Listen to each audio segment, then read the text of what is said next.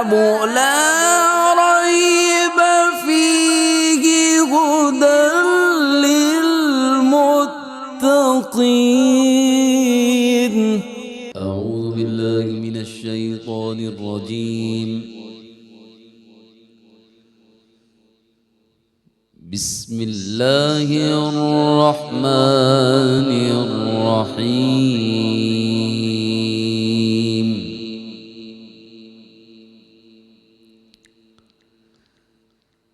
كان الناس أمة واحدة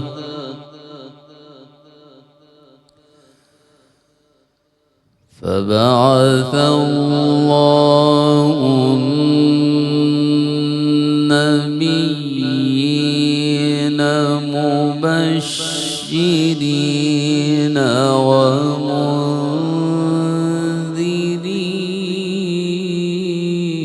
ومنذرين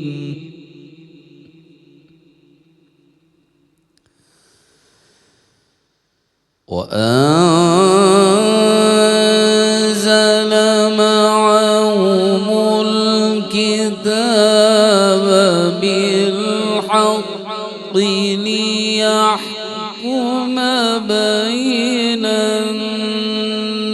الناس فيما اختلفوا فيه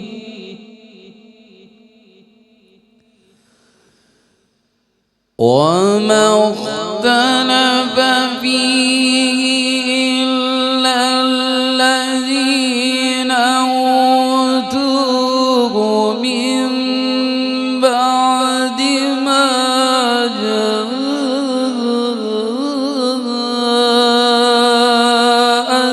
جاءتهم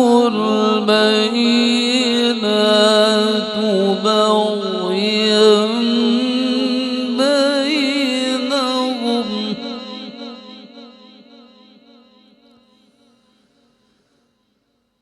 فهدى الله الذين آمنوا لما اختلفوا فيه من الحق بإذنه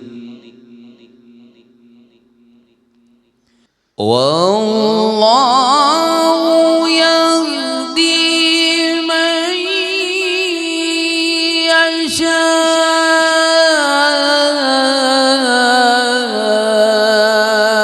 يشاء إلى صراط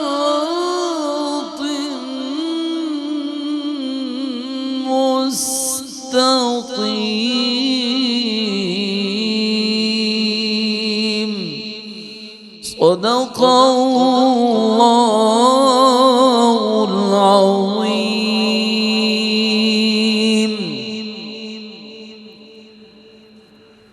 نحمده ونصلي ونسلم على رسوله الكریم اما بعد فاعوذ باللہ من الشیطان الرجیم بسم اللہ الرحمن الرحیم. سامعین محترم السلام علیکم ورحمۃ اللہ وبرکاتہ. درس قرآن کے نئے پروگرام کے ساتھ آپ کے سامنے حاضر ہیں. بڑی خوبصورت آواز میں جیسا کہ اس پروگرام کا پیٹرن ہے قاری صاحب نے تلاوت فرمائی سورہ بقرہ آیت نمبر 213. اس کا ترجمہ دیکھتے ہیں پھر اس کی تشریح و تفسیر کی طرف بڑھیں گے. اللہ پاک نے ارشاد فرمایا تمام لوگ ایک امت تھے. جب وہ مختلف ہو گئے تو اللہ تعالیٰ نے خوشخبری دینے والے اور ڈرانے والے نبی بھیجے اور ان کے ساتھ کتاب حق نازل کی تاکہ وہ لوگوں کے درمیان ان کی اختلاف کردہ باتوں میں فیصلہ کریں. اس میں صرف انہی لوگوں نے اختلاف کیا تھا جنہیں کتاب دی گئی تھی اور انہوں نے روشن دلائل آنے کے باوجود محض باہمی سرکشی کی وجہ سے یہ اختلاف کیا تھا. تو اللہ تعالیٰ نے اس اختلاف میں ایمان والوں کو اپنے اذن سے حق بات یعنی دین حق کی ہدایت دی اور اللہ جسے چاہے صراط مستقیم کی ہدایت دیتا ہے. آیت نمبر 213. بڑی اہم بات اللہ پاک نے اس میں ارشاد فرمائی ایک آفاقی حقیقت کو اللہ پاک نے بیان فرمایا، وہ یہ ہے کہ کان الناس امتا واحدہ، کہ لوگ ایک امت تھے، لوگ ایک دین پر تھے، وہ ایک دین جس نے، وہ ایک فکر جس نے، وہ ایک نظریہ جس نے، وہ ایک سوچ جس نے ان کو ایک امت بنا کے رکھا ہوا تھا، وہ کیا تھا؟ وہ تھا نظریہ توحید۔ یعنی اس دنیا کی جب ابتدا ہوئی ہے، حضرت آدم علیہ السلام انسانوں میں تشریف لائے ہیں، تو ابتدا توحید سے ہوئی ہے، نظریہ توحید سے ہوئی ہے۔ وہ توحید پر قائم تھے، ان کی اولادیں توحید پر قائم تھی، تو نسل در نسل وہ ایک قبیلے کی طرح متحد ہو کے ایک امت بن کے وہ رہتے تھے، کیونکہ جہاں توحید کا غلبہ ہوتا ہے نظریے میں، وہاں اتحاد پیدا ہوتا ہے، اور جہاں شرک داخل ہوتا ہے وہاں افتراق آتا ہے، انتشار آتا ہے، اختلاف آتا ہے۔ تو ابتدا اس طریقے سے ہوئی تھی کہ کان الناس امتا واحدہ، لوگ نظریہ توحید پر تھے، اور یہ حضرت آدم علیہ السلام سے لے کے حضرت ادریس علیہ السلام تک یہ سلسلہ جاری رہا ہے، توحید پر سبھی لوگ قائم تھے۔ اور یہی لوگوں کی فطرت میں بھی ہے کہ وہ توحید پر رہیں، جیسے آپ صلی اللہ علیہ وسلم نے ارشاد فرمایا کہ کل مولود یولد علی الفطرہ، کہ جو بھی بچہ پیدا ہوتا ہے نا، وہ فطرت اسلام پر پیدا ہوتا ہے، اس کی گھٹی میں یہ ودیت کر دی جاتی ہے چیز کہ وہ اسلام پہ عمل کرے، اس کا ذہن، اس کا دل، اس کی روح وہ اسلام ہی کی طرف مائل ہوتی ہے۔ آپ صلی اللہ علیہ وسلم نے فرمایا فَأَبَوَاهُ يُهَوِّدَانِهِ وَيُنَصِّرَانِهِ وَيُمَجِّسَانِهِ، تو اس کے ماں باپ کبھی اس کو یہودی بنا دیتے ہیں، کبھی اس کو نصرانی بنا دیتے ہیں، کبھی اس کو جو ہے نا وہ مجوسی بنا دیتے ہیں، لیکن اللہ انسان کو فطرت توحید پر، فطرت اسلام پر ہی پیدا فرماتا ہے۔ تو وہ لوگ اپنی فطرت پر رہے، ابتدا میں ایسا ہوا، کان الناس امتا واحدہ۔ پھر حضرت ادریس علیہ السلام کے بعد ایسا ہوا کہ لوگوں نے وہ جو فطرت تھی اپنی اس کو مسخ کر ڈالا، ان کے درمیان شرک کی جڑ پیدا ہوئی اور وہ شرک کی طرف مائل ہوئے۔ پھر اللہ پاک نے حضرت نوح علیہ السلام کو بھیجا، یہ وہ پہلے پیغمبر تھے جو خاص طور پہ شرک کی بیخکنی کے لیے آئے تھے، اور انہوں نے آ کے شرک سے پہلی دفعہ منع کیا، شرک سے لوگوں کو روکا، اور جو ہے نا وہ ان کو توحید کی دعوت دی، تو لوگوں نے ان کی بات نہیں مانی۔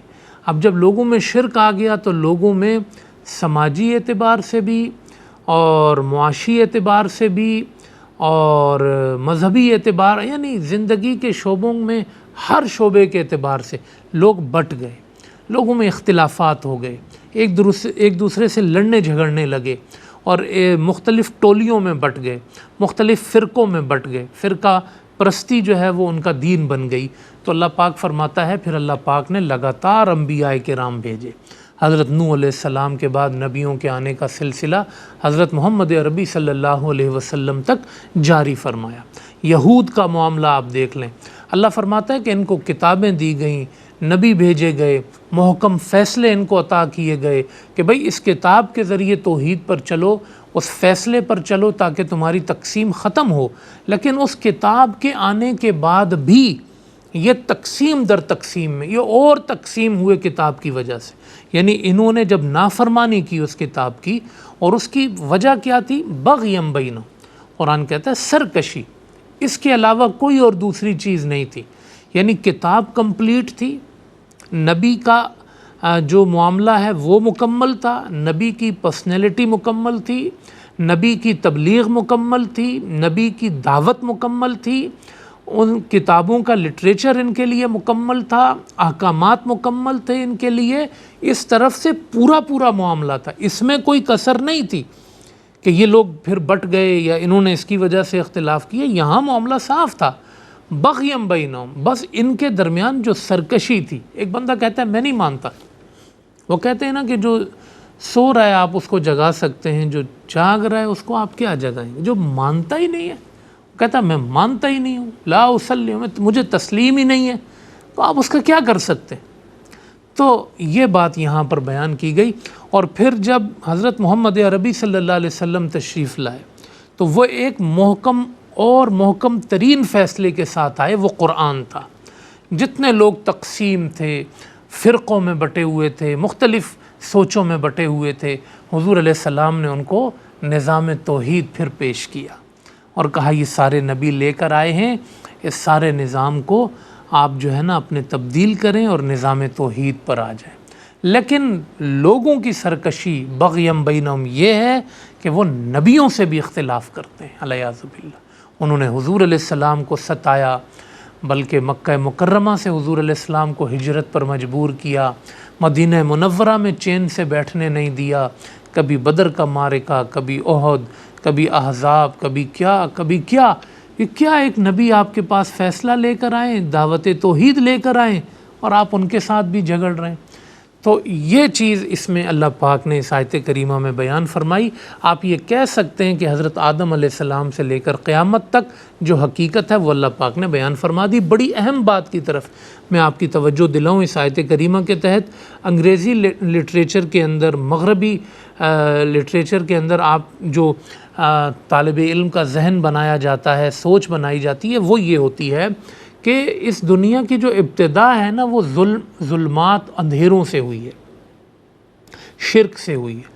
لوگ پیدا ہوئے، پھر لوگوں نے جو ہے نا وہ شرک کیا، اور بلکہ لوگوں نے پہلے آفات دیکھیں، زلزلے دیکھے، تو لوگوں کے دل میں ایک خوف پیدا ہوا۔ اس خوف کی وجہ سے انہوں نے کسی اندیکھی طاقت کی طرف جو ہے نا وہ مائل ہوئے، وہ اندیکھی طاقتوں کے پیچھے پڑ کے وہ شرک میں مبتلا ہوئے۔ پھر آہستہ آہستہ جو ہے نا وہ دعوت توحید دینے والے آئے، تو پھر ان کو توحید ملی۔ یہ ایک مطلب انسان کی اصل کو تبدیل کر کے بیان کیا گیا ہے مغربی لٹریچر کے اندر۔ جو طالب علم کالج کے، یونیورسٹی کے، اسکولوں کے سن رہے ہیں اس وقت، وہ آپ اس کو اس پس منظر میں دیکھیں کہ قرآن کریم کیا بتا رہے ہیں۔ کان الناس امۃ واحدہ، پہلے توحید تھی، پہلے شرک نہیں تھا۔ حضرت آدم علیہ السلام پہلے انسان اللہ کے نبی بن کر آئے، یعنی وہ نبی تھے، تو شرک کہاں سے آیا؟ وہ نبی تھے تو شرک کہاں سے آیا؟ اندھیرا کہاں سے آیا؟ جی قرآن کہتا ہے وَإِذْ أَخَذَ رَبُّكَ مِن بَنِي آدَمَ مِن ظُهُورِهِمْ ذُرِّيَّتَهُمْ وَأَشْهَدَهُمْ عَلَىٰ أَنفُسِهِمْ۔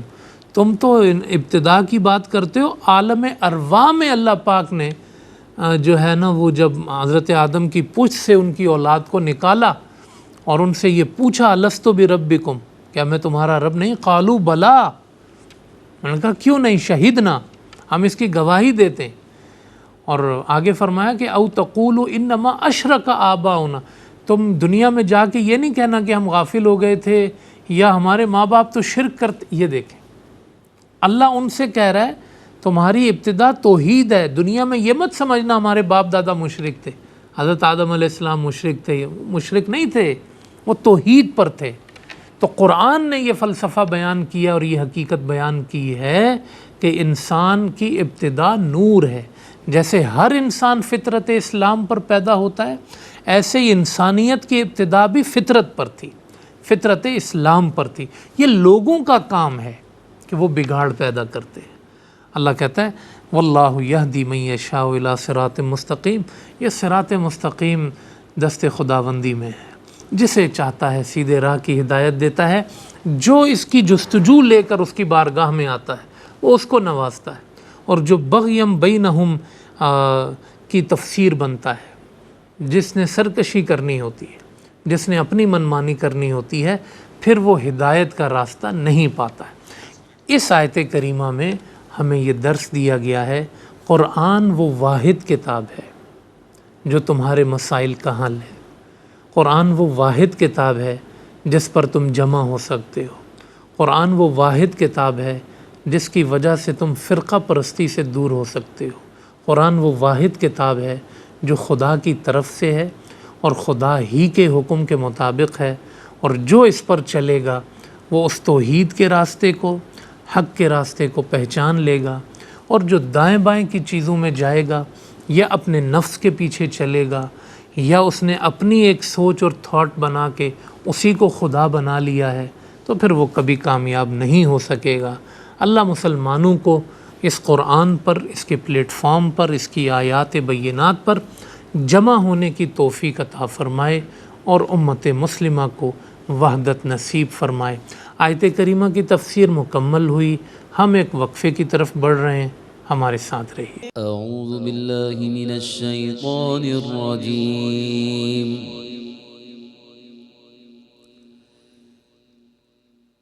بسم اللہ الرحمن الرحیم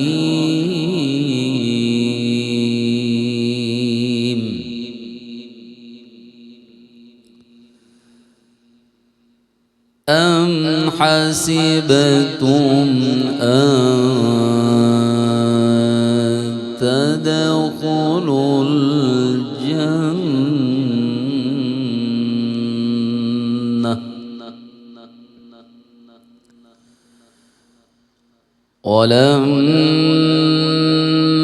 ولما يأتكم مثل الذين خلوا من قبلكم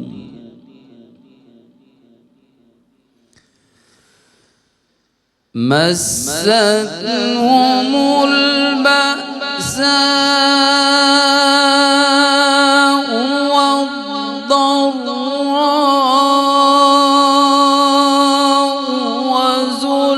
وزلزلوا حتى يقول الرسول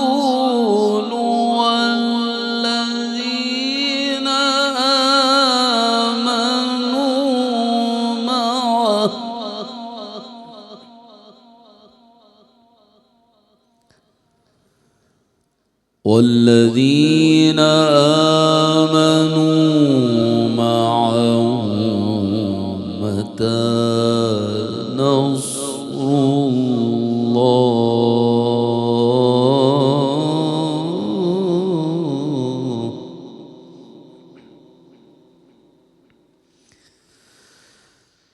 مستهم البأساء والضراء وزلزلوا حتى يقول الرسول والذين آمنوا معه متى نصر الله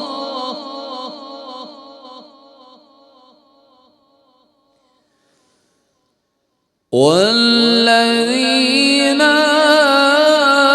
آمنوا معه متى نصر الله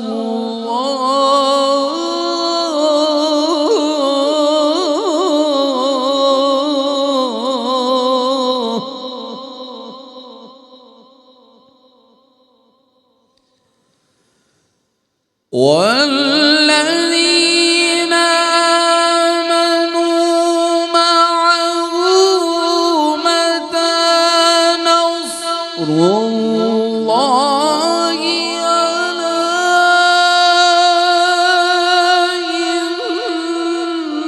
إن نصر الله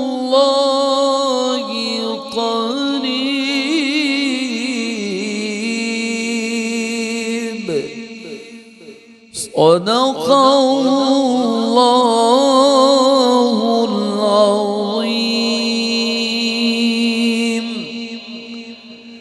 خوش آمدید سامعین و ناظرین، بڑی خوبصورت آواز میں حسب معمول قاری صاحب نے سورہ بقرہ آیت نمبر 214 کی تلاوت فرمائی۔ اس کے ترجمے کی طرف ہم بڑھتے ہیں، پھر اس کی تشریح اور تفسیر آپ کے سامنے بیان کی جائے گی۔ اللہ پاک نے ارشاد فرمایا، کیا تم نے یہ گمان کر لیا ہے کہ تم جنت میں داخل ہو جاؤ گے، حالانکہ ابھی تک تم پر ایسی آزمائشیں نہیں آئیں جو تم سے پہلے لوگوں پر آئی تھیں؟ ان پر آفتیں اور مصیبتیں پہنچیں اور وہ اس قدر جھنجھوڑ دیے گئے کہ اس وقت کے رسول اور ان کے ساتھ ایمان لانے والے پکار اٹھے کہ اللہ کی مدد کب آئے گی، سنو بے شک اللہ کی مدد ان قریب آئے گی۔ سامعین محترم، اس آیت کریمہ میں اللہ پاک نے اپنا ایک جو قانون ہے وہ بیان فرمایا ہے، اور اس قانون کو کہتے ہیں قانون ابتلا، آزمائش کا قانون۔ اللہ کا یہ قانون ہے کہ وہ دنیا میں اپنے برگزیدہ بندوں کو، اپنی اطاعت کرنے والوں کو، اپنی راہ پہ چلنے والوں کو آزماتا ضرور ہے، آزمائش ضرور آتی ہے۔ اور حیرت کی بات یہ ہے، دلچسپ بات یہ ہے کہ جو جتنا قریب ہوتا چلا جاتا ہے اس کا امتحان اتنا لیا جاتا ہے۔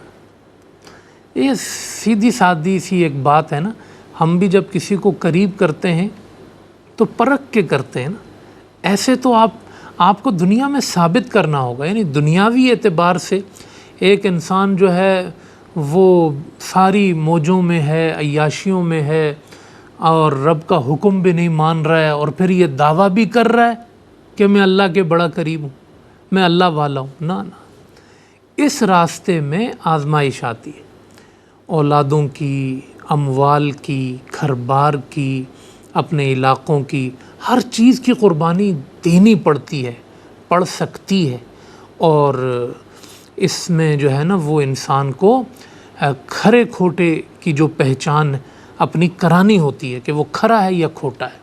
تو یہ ابتلا کا جو قانون ہے نا، یہ آپ سمجھیں کہ ہمیشہ کا ہے، یہ پچھلی امتوں کے ساتھ بھی رہا، امت محمدی صلی اللہ علیہ وسلم کے ساتھ بھی رہا۔ حضرت خباب بن ارت رضی اللہ تعالیٰ عنہ جو ہیں وہ آپ صلی اللہ علیہ وسلم بیت اللہ میں جو ہے خانہ کعبہ کی دیوار کے ساتھ اپنی جو چادر مبارک ہے اس کو ایسے تکیہ بنا کے آپ صلی اللہ علیہ وسلم ٹیک لگائے ہوئے تھے۔ تو خباب بن ارت رضی اللہ تعالیٰ عنہ کہنے لگے یا رسول اللہ کوئی دعا کیجئے نا، یہ سارے معاملات ٹھیک ہو جائیں۔ آپ صلی اللہ علیہ وسلم تکیہ لگائے جو بیٹھے تھے تو سیدھے ہو گئے، اور غصے سے آپ کا چہرہ سرخ ہو رہا تھا۔ آپ صلی اللہ علیہ وسلم کو یہ بات ناگوار گزری کہ اللہ پاک کی طرف، اس کے دین کی طرف، اس کے حصول کی طرف ہم بڑھ رہے ہیں، اور اس راہ میں ہمیں کوئی تکلیف آ رہی ہے تو ہم جو ہے وہ اس تکلیف کو برداشت نہیں کر رہے۔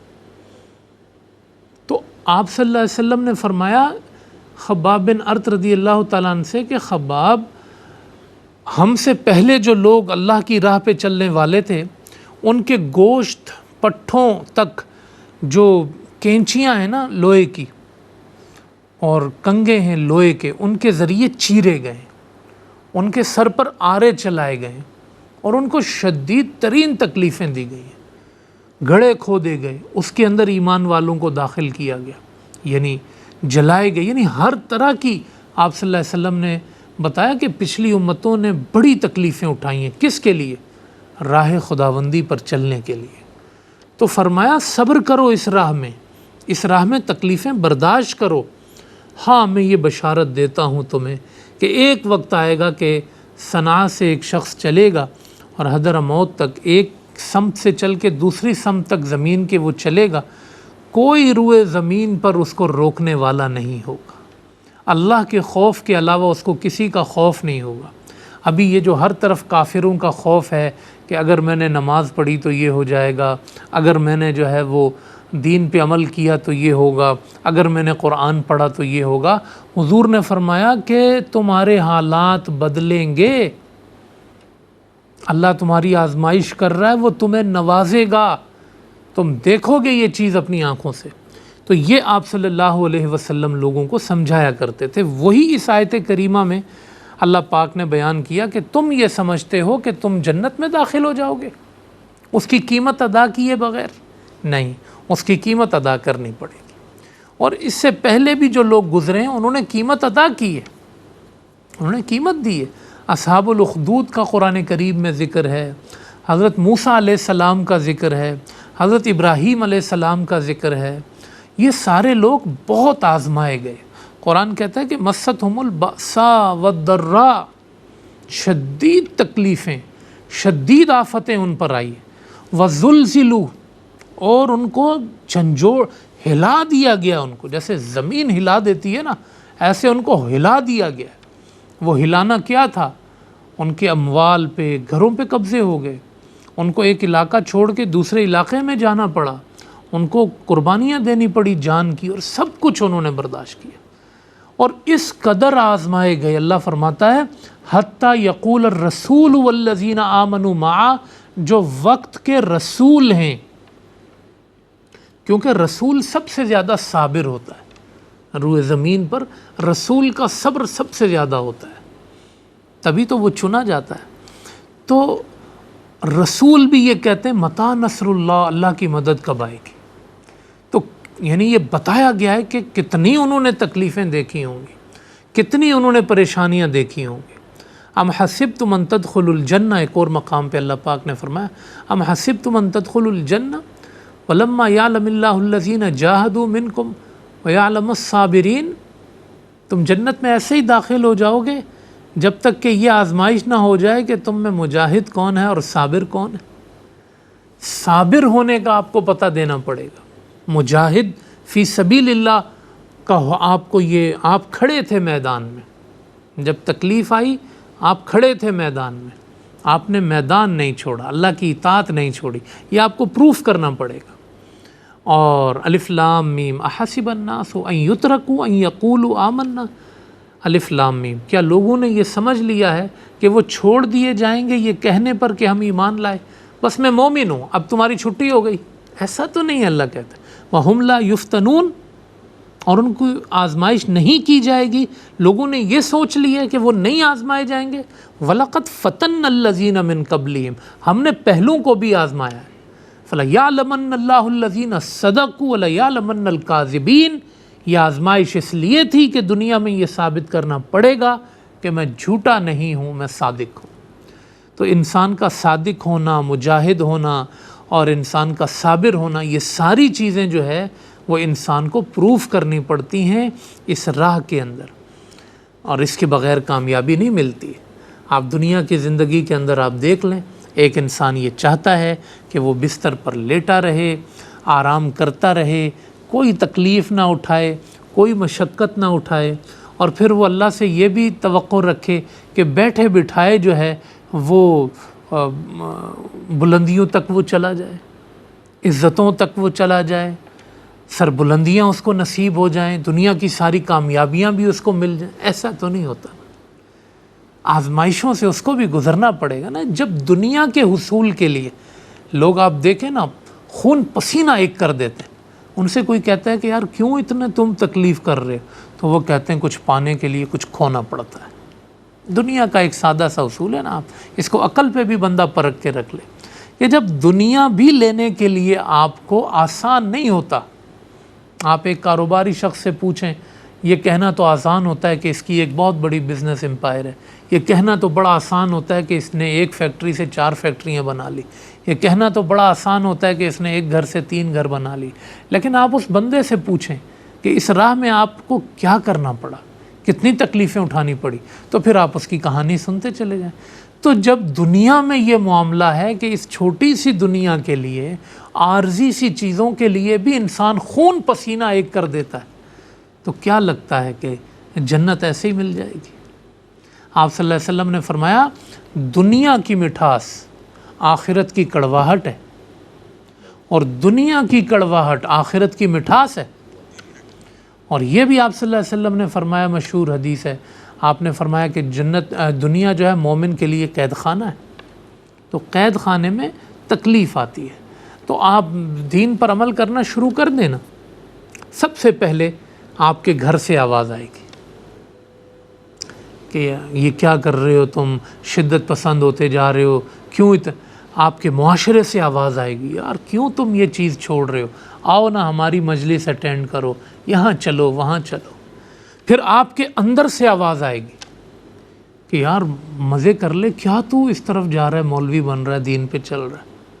آپ کو اپنے نفس سے جنگ کرنی پڑے گی، اپنے گھر میں آپ کو دین لانے کے لیے ایک سوچ بنانی پڑے گی، آپ کو اپنے دوستوں میں معاشرے میں آپ کاروبار کرنے جائیں گے، آپ حلال طریقے سے کاروبار کر کے تو دیکھیں، پسینے چھوٹ جائیں گے، آپ اتنی مشکل آئے گی، مشکل، بہت مشکل راستہ ہے۔ یعنی یہ ذہن بنا لینا، قرآن نے یہ ذہن بنا دیا کہ مشکل آئے گی اس راستے کے اندر، مگر حقیقت کیا ہے کہ ان مع العسر یسرا، مشکل کے ساتھ آسانی ضرور ہے۔ اور اس آیت کا اینڈ بھی اللہ نے آسانی پہ کیا کہ لوگ کہتے ہیں متی نصر اللہ، تو قرآن کہتا ہے الا ان نصر اللہ قریب، ہم بشارت دیتے ہیں اور اللہ کی مدد آنے ہی والی ہے، آنے ہی والی ہے، بڑی قریب ہے اللہ کی مدد۔ تو حضور علیہ السلام نے تکلیفیں برداشت کی، مدد آ گئی، مدینہ آ گیا، مدینے کی حکومت آ گئی، اور کیا مسلمانوں نے وہ دور سنہری دیکھا کہ قیامت تک اس پہ فخر کیا جاتا رہے گا۔ حضرت بلال نے تکلیفیں تو دیکھ لیں، مگر پھر انہوں نے بیت اللہ کی چھت پہ چڑھ کے اذان بھی دی، پھر انہوں نے جو ہے وہ ہر طرح کی آسائشیں بھی دیکھیں، اللہ نے ان کو دکھائیں۔ تو دنیا کی زندگی کے اندر یہ طے کر لینا چاہیے کہ انسان کو کہاں پہنچنا ہے، اسے جنت تک پہنچنا ہے تو بس پھر اس کی قیمت ادا کرتا رہے۔ کوئی چیز کڑوی لگتی ہے، مشکل لگتی ہے، وہ کڑوا گھونٹ بھر لے، گناہ سے دور رہنا یہ کڑوا گھونٹ ہوتا ہے، پی لے۔ ان اللہ اشتری من المؤمنین انفسهم واموالهم بان لهم الجنہ، اللہ نے جنت کا وعدہ کیا ہے تو اس کے بدلے اللہ نے مومنوں کے جان مال کو خرید لیا ہے۔ یقاتلون فی سبیل اللہ، اللہ کی راہ میں جہاد کریں گے، فیقتلون ویقتلون، مارے جائیں گے، ماریں گے، یعنی جہاد آئے گا راستے میں۔ اس وقت کے مسلمان، آج کے دور میں آپ دیکھ لیں جہاد بن نفس کا خاص طور پہ ہمیں حکم دیا گیا جو ہمارے ماحول کے مطابق ہے، یعنی کم از کم اپنے نفس سے تو جہاد کرو۔ تو ہمارے ہاں تو اب کسی کو جہاد اکبر کہیں یا جہاد اصغر کہیں، سب سے ہی جو ہے نا وہ چھٹی ہوئی ہے۔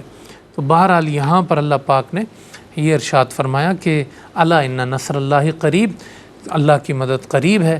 اللہ پاک سے دعا ہے کہ وہ ہمیں اپنے راستے میں جادہ حق پر استقامت نصیب فرمائے، مشکلوں کو آسان فرمائے، اور ہمارے لیے آپ صلی اللہ علیہ وسلم کی زندگی سے اسوہ حسنہ ہمیشہ تلاش کرنے کی، اسے اپنانے کی، عمل کرنے کی توفیق عطا فرمائے۔